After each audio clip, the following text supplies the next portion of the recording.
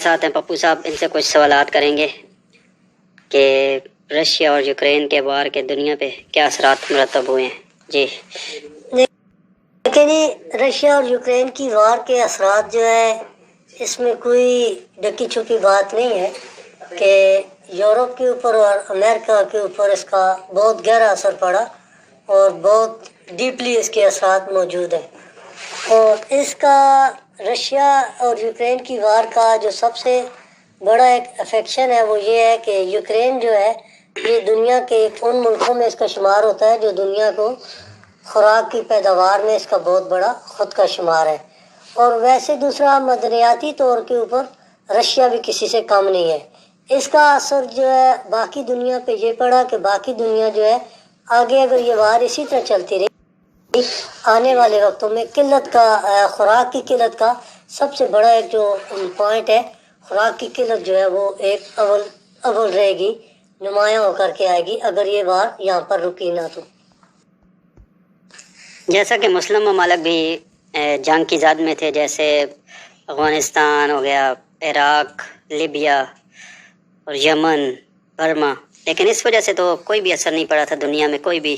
لیکن اس جنگ کی وجہ سے بہت زیادہ اثرات دیکھنے میں آ رہے ہیں۔ اس بارے میں آپ کیا دیکھیں، کہیں؟ آپ کا جو سوال ہے کہ افغانستان پچھلی 5 دہائیوں سے ایک جنگ لڑ رہا ہے اور افغانستان نے 2 جنگیں جو لڑی ہیں، ایک 70 کی دہائی کے بعد 80 کی دہائی میں، وہ بھی ایک دنیا کی سپر پاور سے اس نے جنگ لڑی، اور پھر جو 2000 سے لے کر کے 2021 تک جو جنگ اس نے لڑی ہے 20 سال کنٹینیو، وہ بھی دنیا کی تمام سپر پاوریں جو تھیں سب ایک ساتھ تھیں اور افغانستان اکیلا ایک تھا، اور اندرون خانہ اگر مسلمان ان کے ساتھ تھے تو وہ تھے۔ لیکن اس بات سے اس کے ساتھ ہمارے ہاتھ سے شام میں بھی جنگ ہوئی ہے، عراق میں بھی ہوئی ہے، لیبیا میں بھی ہوئی ہے، اور اس کے ساتھ برما میں بھی ہوئی ہے، اور ساتھ یمن بھی ہمارا جو ہے جنگ کی زد میں رہا، اور اس کو دیکھ کر کے ہمیں دنیا میں یہ شو کیا گیا کہ یار یہ مسلمان جو ہیں یہ دہشت گرد ہیں، یہ دہشت گردی پھیلاتے ہیں۔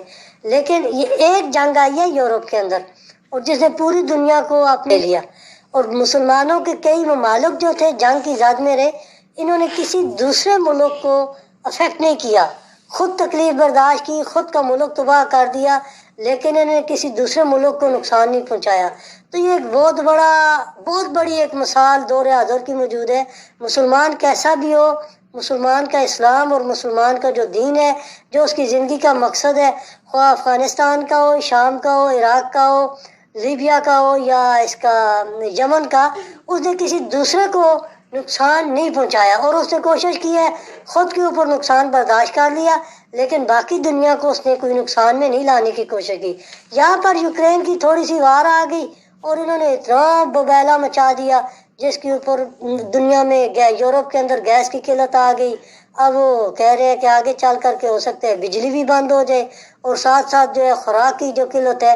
وہ بھی صفحے اول پہ ہے، کیونکہ یہ خود کو برداشت نہیں کر پا رہے۔ اور مسلمان اس صفت کا نام ہے جو پہاڑ جیسی مصیبت بھی آئے برداشت کر لیتا ہے، لیکن کسی دوسرے کو تکلیف نہیں پہنچاتا۔